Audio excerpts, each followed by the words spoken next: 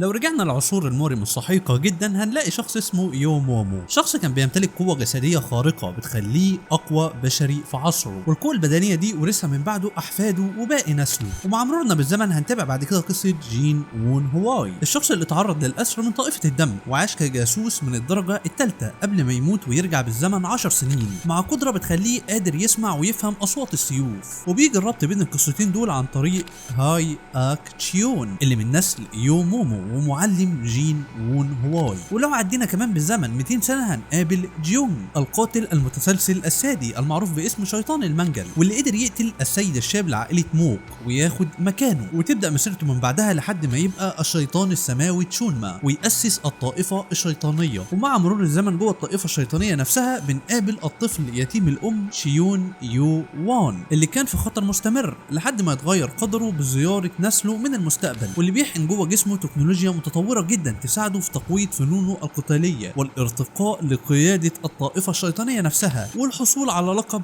شونما الثاني. وبعدها بينتقل للمستقبل اللي بقى فيه بوابات وصيادين وشياطين. وكل اللي انا بحكيه لك ده هي سلسلة قصصية معروفة باسم ووليا فيرس، او بالنسبة لينا في العالم العربي باسم عالم نانو ماشين. 5 قصص كلهم بيدوروا في نفس العالم على فترات زمنية مختلفة. بس ده مش الفيرس الوحيد في عالم المنهوى، لا في عوالم كتير جدا، وده اللي انا جاي اكلمك فيه النهارده، منهوات بتدور في نفس العالم.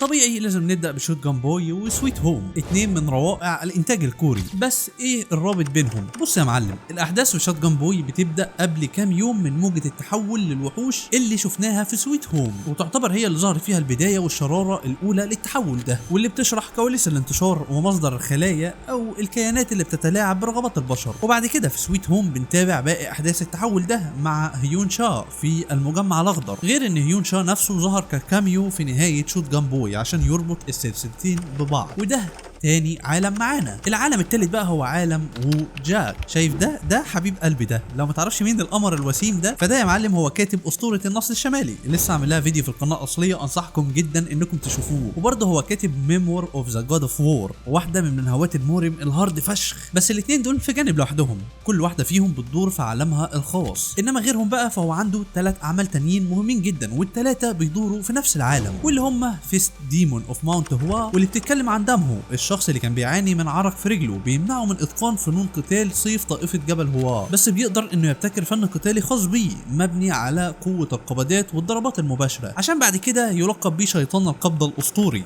ولما نعدي قرن كامل في العالم ده تظهر لنا مارشال ارتست ليج واك، اللي بتتكلم عن ليج واك، مقاتل منخفض الرتبه بيتعرض لضرر جسدي كبير جدا، وبيبدا يخوض رحله عشان يقدر يعيد بناء جسمه تاني ويتعلم فنون القتال. وفي المنهوه دي بيتم ذكر اسطوره دامهو، الشخص اللي كان عنده اعاقه جسديه ومع ذلك بقى مقاتل اسطوري، وكمان بجانبه زميله جيمبو، اللي هما الاثنين سوا بقوا اشخاص تاريخيين واساطير في العالم ده. ونكمل بعد كده بالقصه الثالثه، ريبر اوف ذا دريفتنج مون، اللي بتتكلم عن بيو وول، الشخص اللي بيتعرض للأسر ويتم تدريبه بوحشيه في قاع بئر مظلم عشان يخرج منه كقاتل مأجور، وشخص بيحاول ينتقم من كل اللي كان سبب في اللي حصل له. وفي المنهوه دي بيتم ذكر ليج واك كواحد من المقاتلين الارثوذكس التاريخيين اللي حاربوا طوائف الشر وقدروا يحموا عالم المورم والبشر. ومش عارف ليه حاسس اننا محتاجين ناخد بريك شويه من عالم المورم ونروح لتصنيف اول مره عدى عليه، وهتبقى اخر مره غالبا. وخدوا نفسكم لان احنا دلوقتي هنتكلم عن واحد من اكبر عوالم المنهوه اللي هتقابلوها، لانه عالم بيضم 14 منهوه، فهنطول فيه شويه وهنحكيه بطريقه مختلفه. ال 14 عمل دول هم هانلم جيم، ودي ذا ايدج اوف بارباروس، وماي باد بوي فريند،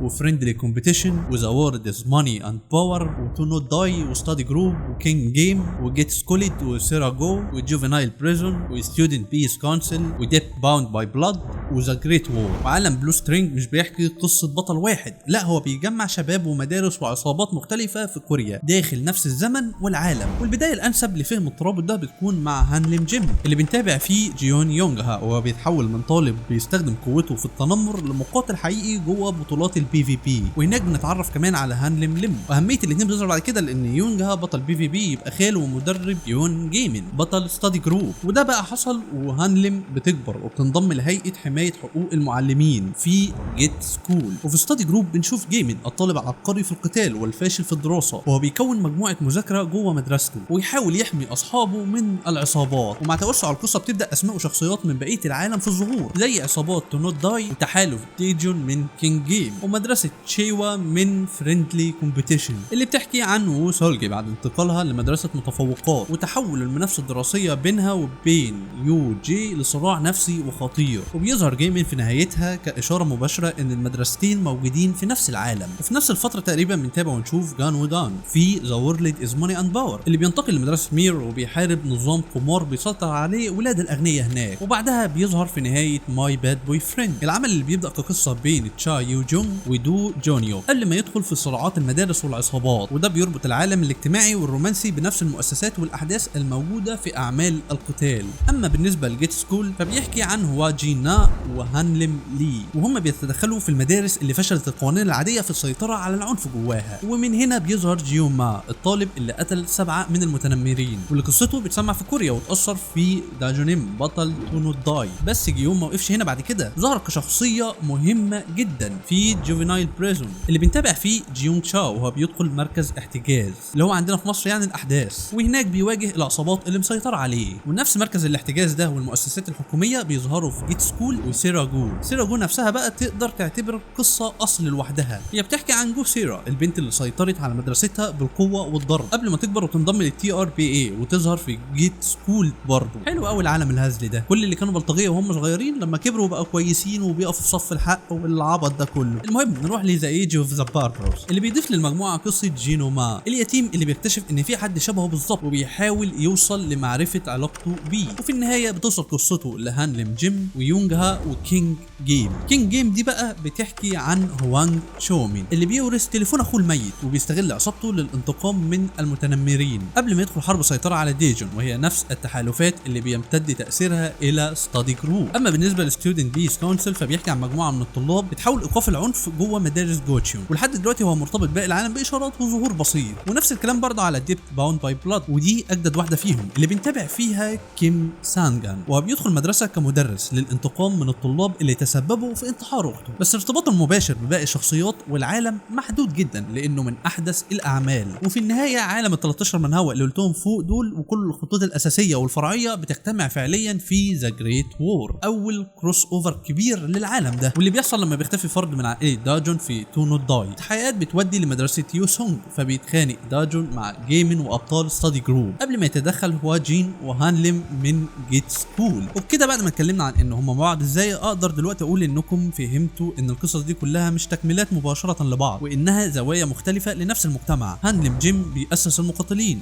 ستادي جروب وتو نوت داي بيكشفوا عالم الطلاب والعصابات، جيت سكول بيربطهم بمؤسسات الدوله، وباقي الاعمال بتوسع المدارس والمدن والمنظمات لحد ما تتقابل كلها في ذا جريت وور. تعبتوا صح؟ انا كمان تعبت الصراحه، الموضوع مرهق، وعشان كده نرجع لحاجه خفيفه، المورم العادي بتاعنا، ونروح لجوسو فيرس. جوسو لو ما تعرفش فجوسو في اعمال بتدور معاها في نفس العالم برضه، واللي هم اكيد طبعا جوسو ويونج باي ذا انفينسيبل ويونج باي بول بي اوريجين. والبدايه بتكون مع يونج باي ذا انفينسيبل، واللي بنتابع فيها يونج باي قائد عسكري سابق تحول لصائد جوائز جشع، وبتبدا قصته لما بيقبض على الطفل جو واي من غير ما يعرف انه زعيم جماعه البلاك سنيك، وبسبب كده بيدخل في صراعات عن الكنز الذهبي وطائفه الدم، وحرب بتجمع اقوى مقاتلي العصر. وبعد نهايه القصه بننتقل ليونج باي بول باي اوريجين، واللي رغم انها سايد ستوري فهي برضه تكمله لاحداث يونج باي، مع كشف اجزاء من ماضيه المظلم كقائد لفرقه البلاك لانسرز، وتكميلا لعلاقته ومغامراته مع جو واي وهونج مونج وباقي شخصيات الجيل القديم. وبعد مرور عقود بنوصل لجوسو مع جانج ريونج تلميذ دوكشو ريونج زعيم طائفه الدمار السماوي اللي كان بيدربه عشان ينتقم له من التلاميذ الاربعه اللي خانوه. ولما بتبدا رحله انتقامه بيكتشف انهم ماتوا اصلا، بس برضه بيرجع الصراع من جديد ويكشف ان حرب الجيل الحالي مرتبطه باسرار وصراعات المورم القديم. وهنا بيظهر يونج بي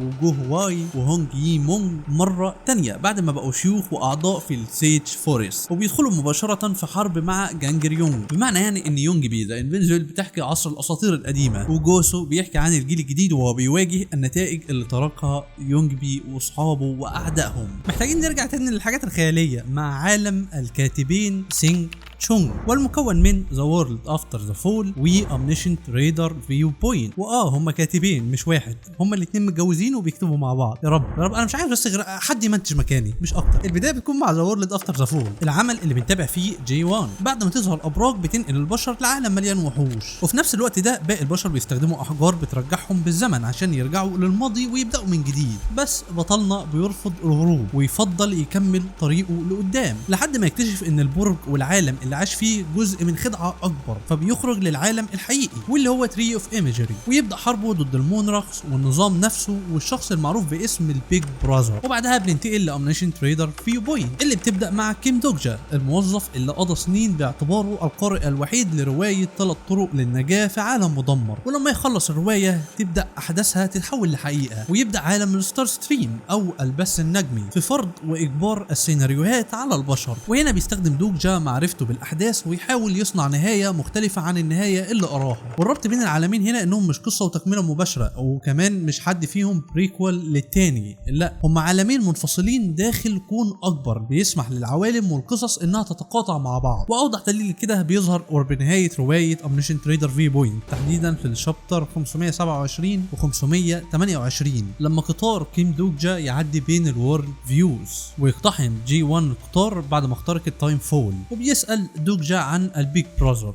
قبل ما يتخانقوا لفتره قصيره. وده بيأكد لنا ان جي 1 موجود فعلا خارج حدود الستار ستريم وقدر يوصل لعالم دوججا. وكمان نسخه ذا وورلد افتر ذا فول المعدله اللي هي المنهوه يعني فيها اشارات وظهور لشخصيات من اومنيشن تريدر فيو بوينت، بس القصتين مستقلين. ذا وورلد افتر ذا فول بتحكي عن شخص بيرفض الرجوع ويحاول قصر العالم بالقوه، واومنيشن تريدر فيو بوينت بتحكي عن قارئ بيحاول انقاذ الشخصيات واعاده كتابه نهايه القصه. والرابط الحقيقي بينهم هو فكره ان كل عالم عباره عن قصه منفصله داخل مالتي فيرس اكبر، ولو في شخصيه وصلت لقوه او مكانه معينه تقدر تعبر الحدود بين القصص نفسها. وبس نروح بعد كده لواحد من اشهر واكبر عوالم المنهوه، وهو عالم بي تي جي المكون من لوكيزم، فايرال هيت، ماي لايف از لوزر، ومانجر كيم، وكويستزم، وجوفينايل اوفندر. وطبعا انتوا عارفين اني لا قريت ولا هقرا لوكيزم، وان الجزء ده اكيد كاتبه يوسف منير. انا على مبدئي لا اشاهد اسلوب رسم الشواذ اللي هم بيرسموا بيه. هتقول لي ما انت بتشوف اليسيد مع انها هي نفس اسلوب الرسم. انا على مبدئي اشاهد اسلوب رسم الشواذ وادعمه عادي جدا. وبعدين ايه، احنا هنلحد ولا ايه؟ انت هتقارن عمي كايدن بريك بالاشكال الضاله دي؟ اكيد لا طبعا. المهم البدايه الانسب لعالم بي تي جي بتكون مع مانجر كيم اللي بتحكي لنا عن كيم بو جانج والماضي بتاعه قبل ظهوره كواحد من مقاتلي مركز وايت تايجر في منهوى لوكيزم، وبيكشف حياته كعميل سري وعلاقته بتوم لي، وكمان الماضي اللي بيجمعه بالثلاثي العسكري هانسوس يونغ ابو تايهون من منهوى فايرال هيت، وجين شيول بارك ابو دابين من ماي لايف از لوزر، وسام داك مدرس هوبن. وده بيخليه حلقه الربط الاساسيه بمعظم الاعمال. وبعدها بنشوف ماي لايف از لوزر مع جانج شيول المتنمر اللي بيرجع لسنين المدرسه جوه جسم جينو كيم الشخص اللي كان بيتنمر عليه، وبيكبر يعيش معاناته ويصلح المصايب اللي تسبب فيها. والعمل ده بيرتبط بالعالم من خلال دابين وابوها جين شيول، وظهور مونس يونغ من فايرال هيت، بالاضافه لظهور عدد من شخصيات لوكيزم. وبالتوازي تقريبا بتبدا لوكيزم القصه الرئيسيه في العالم مع دانيال بارك اللي بيكتسب جسم تاني مثالي، وبيدخل تدريجي في صراع العصابات الاربعه الكبرى، وشخصيات زي جان، جو، يوهان، وتوم لي. ومن نتائج احداث لوكيزم بتبدا كويستزم، لان يوهان سيونغ كان مسيطر على جامبوك قبل ما يسيب المنطقه، ومن بعده بتتقسم المدارس والعصابات. وهنا بيظهر كيم سو هيون وبياخد نظام مهمات يساعده في توحيد جانج بوك من جديد. وكمان تظهر شخصيات وروابط مباشره زي يوهان نفسه، وجي هيوك اخو جين جانج، وهيون دونغ اخو دو لي. وكمان في نفس العالم بنتابع فايرال هيت مع هوبينيو، طالب ضعيف بيبدا قناه قتاليه وبيتعلم اساليب مواجهه المقاتلين من فيديوهات سام داك، ويكون فريقه ويدخل حرب ضد لي جينهو. والرابط هنا واضح من خلال تيهون ابن هانسو وسام داك وجين تشيول ومانجر كيم، بجانب اشارات وظهور من لوكيزم وماي لايف از لوزر. وبعد نهايه جزء كبير من رحله هوبن بنوصل لجوفينايل اوفندر اللي بيحصل في وقت بعيد شويه مع لي يون سونغ، ضحيه تنمر اتدمرت حياته وحياة أسرته، فيقرر الانتقام من كل شخص شارك في مأساته. وبنعرف إن هوبن يو وتاي هون سيونغ هما اللي دربوه على القتال، وبيظهر هوبن بنفسه كشخصية مهمة في قصته. وجوفينايل اوفندر يعتبر امتداد مباشر لنتائج فايرال هيت، وأظن كده إن شاء الله يعني يكون ترابط العالم واضح لك. لوكيزم هو مركز عالم العصابات والجيل الثاني. مانجر كيم بيربط الجيل القديم والآباء العسكريين بالجيل الجديد. أما ماي لايف از لوزر بيضيف خط فلاش باك توضيحي أكتر للماضي وعائلة جين تشيون. أما فايرال هيت فبيوسع عالم الإنترنت والقتال. وكويستيزم بيكمل فراغ السلطة اللي تركه يوهان في جانج بوك بعد الاعتزال. وجوفينايل اوفندر بيورينا الجيل اللي اتدرب على ايد ابطال فايرال هيت بعد ما كبروا. اوف ايه الزهق ده، انا وحشني عالم المورم. حاسس اني ما عبرتش كفايه عن مقدار حبي ليه كطيب من هوى. محتاجين نتكلم عن عالم مورم تاني، وهو عالم جانج يونغ هون، واحد من اكبر عوالم المورم اللي هتشوفها في حياتك، لانه بيضم 9 روايات ما اتعملش منهم غير 3 بس من هوى، واللي هم ريفرز اوف ذا هيفنلي ديمون، ابسولوت ديمون جاد، وسوبريم جوب شينج، وانفينسيبل بودي جارد، وان سورد كاتس بوث ويز، وسوبريمسي كويست ان ذا ديمونيك باس، وابسولوت دومينيون، وابسولوت ريجريشن، وبالاد اوف ذا هيجمون. والثلاثه المنهوى هم ريفيرس اوف ذا هيفنلي ديمون، ابسولوت دومينيون، وابسولوت ريجريشن. البدايه الزمنيه المتداوله لعالم جانج يونغ هون بتكون مع ريفيرس اوف ذا هيفنلي ديمون، واللي بنتابع فيها اقوى مقاتل في عصره شون هاجين بعد ما يموت ويصحى جوه جسم الشاب الفاسد بيوك ريدان او رايدان حاجه زي كده، والطبيعي يبدا من جديد ويصلح حياه الجسم اللي ورثه ويحاول يتجاوز مستواه القديم. وبعد مرور الزمن بننتقل لابسولوت ديمون جاد اللي بيكمل تاريخ الجانب الشيطاني وظهور اساطير جديده غيرت شكل عالم المورم. وبعدها سوبريم جوب تشينج مع بايك سو تشيون، اقوى مقاتل في تحالف المورم وصاحب المركز الاول في التصنيف، بس بدل ما ياخد المكانه اللي بيستحقها بينخفض لمنصب هامشي. فبتبدا رحلته لكشف الفساد والصراعات الموجوده داخل التحالف نفسه. وبعدها بنقابل وو يي في انفينسيبل بودي جارد، الحارس السري اللي كان اقوى من الاشخاص المكلف بحمايتهم، لكنه بيمل من القتل وبيحاول يعتزل ويعيش حياه هاديه. وطبعا صراعات المورم هتفضل تطارده ومش هتسيبه في حاله. وبعدها بنروح لوان سورد كاتس بوث ويز مع كي بونغ هان، قائد وحده سريه متخصصه في القضاء على مؤامرات المورم، واللي يرجع من مهمه طويله عشان يكتشف ان وحدته اتفككت وان كل الاشخاص القادرين على اثبات هويته ماتوا، فبيبدا مهمه جديده لوحده. وبعدها بتيجي سوبريمسي كويست ان ذا ديمونيك باس مع يو وول، اصغر قائد في تاريخ وحده البلاك ويند التابعه للطائفه الشيطانيه، واللي بيدخل في صراع كبير بين الطائفه والقوى المظلمه المتنافسه. والرابط المباشر بيظهر بعد كده في ابسولوت دومينيون، دي حبيبه قلبي دي منهوى كلها متعه وحلاوه، وبالذات حلاوه الست والدته. المهم جيوك ايجيون الشاب اللي بيحمل ارث بيجمع بين جانب المورم المستقيم، المفروض يعني يكون مستقيم، والجانب الشيطاني، لان الست والدته ذات الحسب والنسب والقيمه والقامه والجمال طبعا تبقى حفيده يو وول بطل سوبريمسي كويست ان ذا ديمونيك باس، وهو كمان ورث ارث جماعه جالي من وان سورد كات بوث ويز من ابوه، فبقى بيستعمل سيف جنتلمان سورد في ايد والهيل بليد في الايد الثانيه، وبيبدا رحلته للسيطره على المورم، وده هدفه عشان كده اسمها ابسولوت دومينيون. وبعد كده بنشوف ابسولوت ريجريشن مع جيوم موجيو ابن الشيطان السماوي اللي بيخسر ابوه وعيلته واصحابه على ايد المقاتل الغامض هو موجي، فبيستخدم تقنيه محرمه عشان يرجع للماضي ويبدا اعاده بناء علاقته بعيلته وتوحيد القوى المختلفه استعدادا للكارثه اللي جايه. وبنختم ببالاد اوف ذا هيجمون اللي بنقابل فيها لي جي سيونغ في عالم العصابات المظلمه اللي بيقرر السيطره على المورم، وفي طريقه بيقابل بايك سيو ليونغ زعيمه الشمال السماوي، وبتتحول قصتهم الى تحالف وحب وصراع مشترك على حكم العالم. وهي دي لحد الان نهايه السلسله، واظن واضح ان السلسله كلها بتحكي تاريخ مورم واحد بيتغير مع الاجيال. ابطال كل عصر بيتحولوا لاساطير وعائلات ومدارس في العصر اللي بعده، واوضح نقطه اتصال فعليا هي انتقال دم وارث ابطال وان سورد كات بوث ويز وسوبريمسي كويست ان ذا ديمونيك باس لبطل ابسولوت دومينيون. انما باقي الاعمال مرتبطه اكتر بتاريخ العالم والالقاب والطوائف اللي بتظهر وتختفي مع مرور الزمن. واظن يعني ما ينفعش نختم الفيديو من غير ما نتكلم عن الاسطوره الاعظم الاوسم الاخف دما، وهو عالم البيكي مون فيرس، العالم المكون من 4 منهوات وتباوند في الهارفست ديمون لورد، واللي بتحكي قصه ملك الشياطين كريدوس ورحلته من تحويل اسلوب حياه الشياطين من الحروب الى الزراعه. والعمل الثاني اي بيكام ذا دراجون كينج شيف، واللي بتتكلم عن شيونج سيم اللي بتروح للعالم ده وتساعد التنين فيركس في انه يبقى ملك التنانين. وطبعا ذا وولد بيست انجينير، العمل الاشهر والاهم في الفيرس ده كله، واللي بيحكي قصه كيم سوهو اللي بينتقل لجسم لويد فرونتيرا وبيحاول يحسن حال اقطاعيه فرونتيرا بتاعته ويطورها، واختمها مع برنس وسيلز ميديسن، واللي بيكمل مع نسل لويد فرونتيرا لاكيل ادريا ماجنتانو اللي بيحاول يطور الطب والعلاج في المملكه من بعد احداث لويد فرونتيرا. وفي كل عمل من الاعمال دي هتلاقي اشارات كتير جدا وتواجد لشخصيات من الاعمال المختلفه في الاعمال التانيه. اوريدي يعني انا عملت له فيديو بشكل مفصل اكتر، لو عايزين تشوفوه هسيبه لكم في الديسكربشن بتاع الفيديو ده، غطيت فيه كل الترابطات واهم احداث العالم ده نفسه. انا هنا عديت عليه بشكل سريع بس. المهم هنا نكون وصلنا لنهايه الفيديو، بس في نقطه صغنونه جدا عايز اقول لك عليها. لو زهقت من كل المنهوات دي ففي فيديو على القناه الاصليه اتكلمت فيه برضو عن انميات ومانجات بتدور في نفس العالم، لو حابب تنوع وكده يعني. وبس اشوفكم الفيديو الجاي، سلام.